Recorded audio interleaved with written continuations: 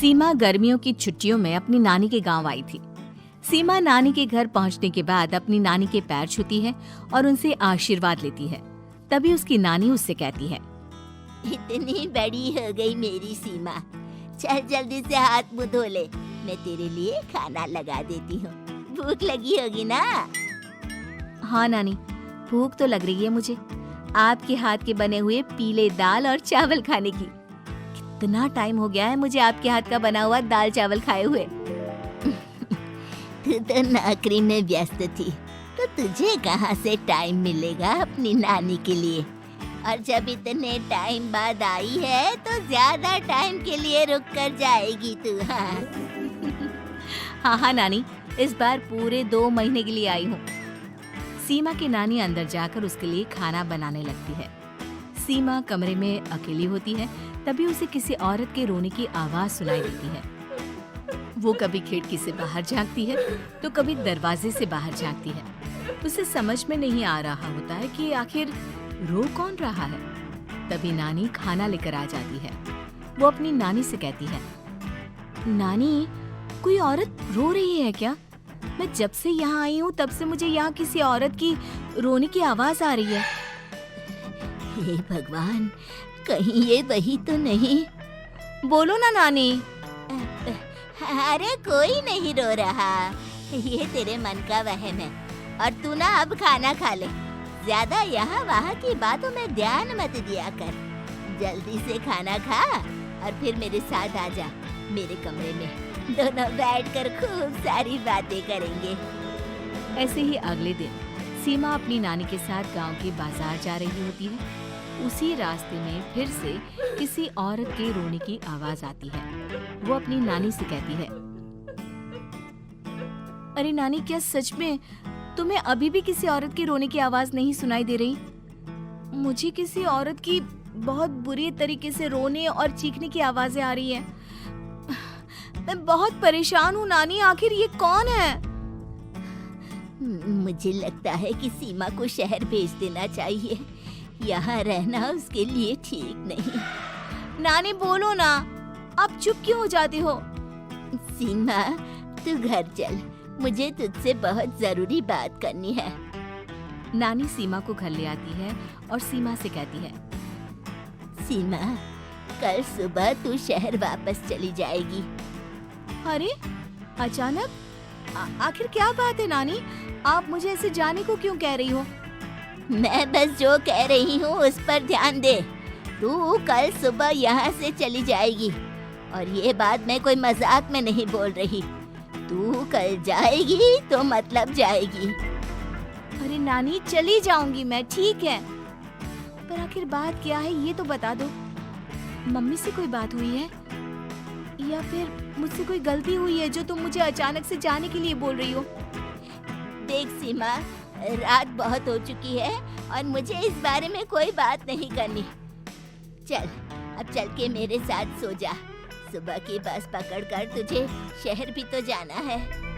सीमा को अपनी नानी का ऐसा व्यवहार देखकर बहुत ही अजीब लगता है। उसे कुछ समझ में नहीं आ रहा होता है कि आखिर उसकी नानी उसे अचानक से गांव छोड़कर जाने के लिए क्यों कह रही है। ये सारी बातें सोचते सोचते सीमा की आंख लग जाती है और वो अपनी नानी के साथ सो जाती है। ऐसे ही आधी रात को सीमा को फिर से किसी औरत की रोने की आवाज सुनाई देती है।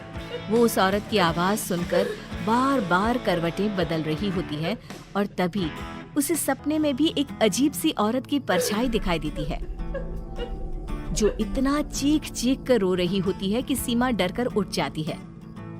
वो पूरे पसीने पसीने हो रही होती है। वो अपने आसपास देखती है तो घर में बिल्कुल शांति का माहौल होता है। सीमा घबरा जाती है। वो अपनी नानी को जगाने की कोशिश करती है मगर उसकी नानी नहीं जगती। सीमा को फिर से उस औरत की रोने की आवाज सुनाई देती है।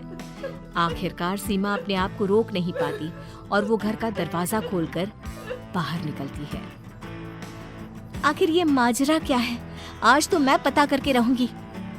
अब आवाज का पीछा करते हुए सीमा आधी रात को गांव की चौपाल के पास बने कुएं के पास पहुंच जाती है, जहां कुएं की चारों ओर बेड़ियां लगी होती हैं। उन बेड़ियों में लगे हुए ताले के साथ एक लाल रंग का कपड़ा और माता रानी का कलावा बंधा होता है। उस कुएं में से सीमा को किसी के रोने की आवाज आती है। सीमा परेशान हो जाती है। इस कुएं में कौन है? कौन है यहाँ? सुनो, कौन है? कौन रो रहा है?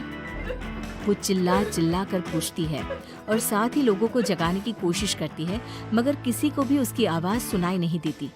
अब सीमा खुद उस कुएं के पास की बेड़ियों और तालों को खोलने की कोशिश करती है और किसी तरह कुछ देर की मशक्कत के बाद सीमा उसको खोल भी देती है। और जैसे ही वो कुआं खोलकर उसके अंदर झांकती है, सीमा उस कुएं में गिर जाती है।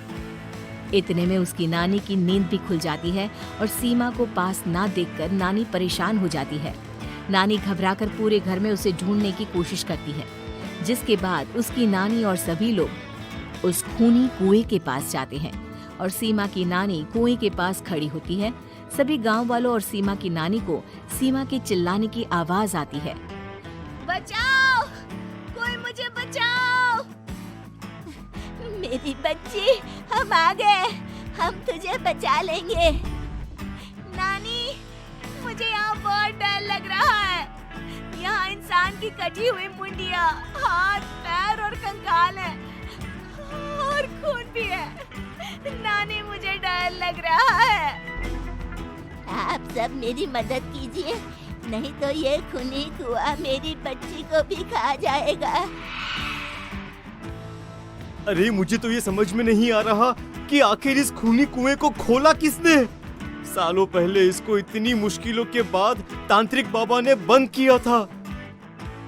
अरे पूरा गांव खूनी कुएं के बारे में अच्छे से जानता है, तो कोई भी जानबूझकर तो ऐसा करेगा नहीं। मतलब किसी ने अनजाने में इसे खोल दिया है भैया। सीमा को इस बारे में मालूम नहीं था और जब से वो यहाँ आई थी तभी से उसे किसी औरत के रोने की आवाजें भी सुनाई दे रही थी। कहीं सीमा ने ही तो उसे नहीं खोला। अगर ऐसा है तो फिर सीमा का बचना बहुत मुश्किल है।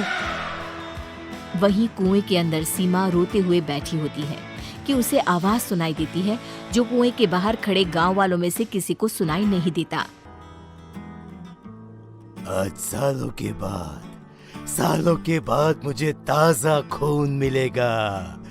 तेरा खून पीकर आज मैं अपनी प्यास बुझाऊंगा।